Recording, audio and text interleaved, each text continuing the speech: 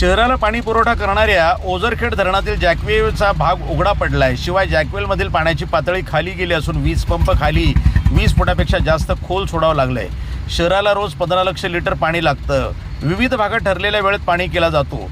एप्रिलच्या पहिल्या आठवड्यापर्यंत 1 दिवसाआड पाणी पुरवठा केला जात होता, परंतु पाणी पातळी घटल्यानं आता तो 2 दिवसाआड पाणी पुरवठा केला जातोय।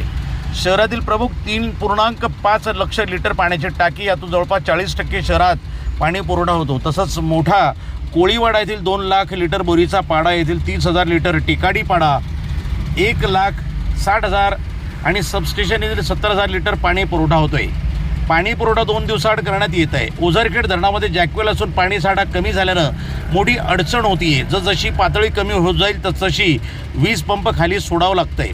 जवळपास 40 फूट खाली वीज पंप सोडण्यात आलंय। शहराचा वाढता विस्तार पाहता वितरित होणारा पाणी पुरवठा कमी आहे। संखेश्वर परिसरामध्ये संस्कृती नगर परिसरात वाढलेली लोकवस्ती यामुळं पाणी कमी पडू लागलं।